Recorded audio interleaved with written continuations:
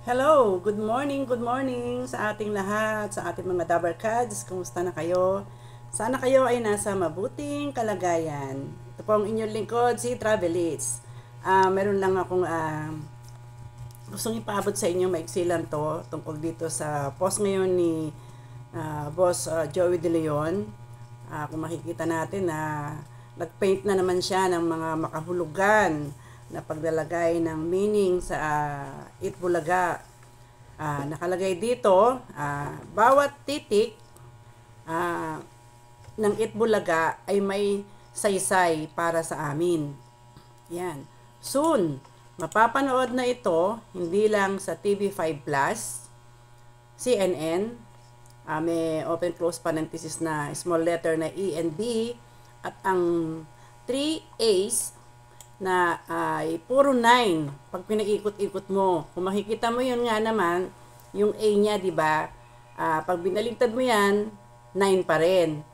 Pag pinaikot-ikot mo, pag binalik mo, letter A. So yan yung sa Itbulaga. Tapos yung U naman at ang 1, yung ibig naman sabihin nun ay means you are number 1 for the Dabarkads. Ngayon, para dun sa mga hindi talaga Dabarkads, kahit anong gawin mong basa dito, sa drawing niyang ito, sa painting niya, hindi mo maiintindihan kapag mahina ang utak mo. Kaya kailangan kapag legit Dabarkads ka, may utak ka. 'Di ba? At talagang tatalino ka dahil tuturuan ka niya kung paano magbasa ng mga abstract, lalo na pagdating sa mga painting. Yung mga painter talaga, maanong isipan niyan malikot, malawak ang kanilang mga kaisipan na kapag dinrawing mo sa una at binasa natin, hindi mo siya maiintindihan agad. Pero kapag ikaw talaga ay nakakaintindi at alam mo na ikaw ay legit Dabarkads, kapag dinrawing yan ni Boss Joey, maiintindihan mo.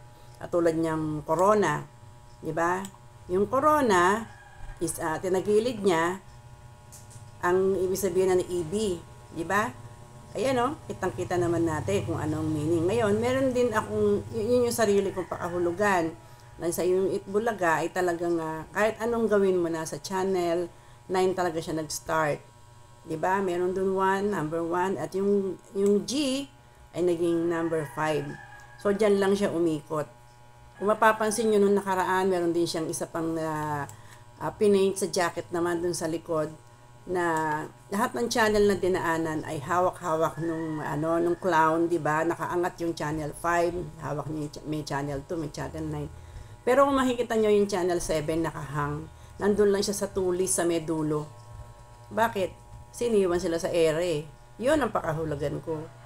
Yung wala man lang ni ho, ni ha, na kumusta, wala, 'di ba? So nakahang siya kahit na matagal sila doon, matang mo 28 years pero parang nabaliwalang lahat, 'di ba?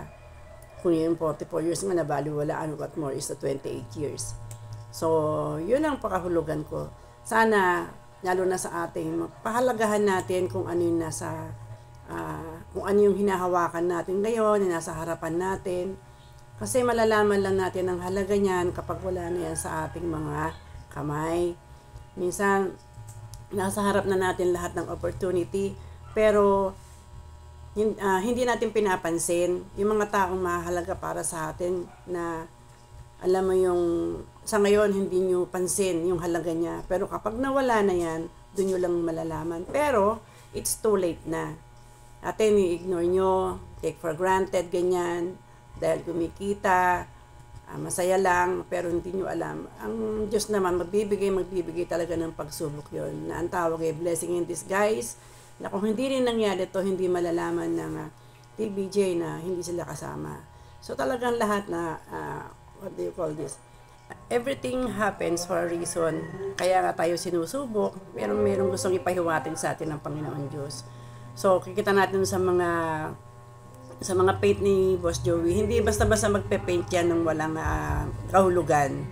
Di ba mga Dabarkads? So, sa ngayon, yun lang muna aking ipaglilingkod sa inyo dahil hindi ko lang maiwasang di ma-reaksyonan ang mga painting ni Boss Joey. At sa lahat ng ating mga Dabarkads, hello po sa inyong lahat. At maraming salamat po sa pagtangkilik nyo. At sana po ay mag-subscribe din po kayo sa akin, Travelits. God bless po sa inyong lahat, sa lahat ng mga subscribers. Don't forget to likes, shares, and mag-comment na rin po kayo down below. Maraming salamat po and God bless. Bye!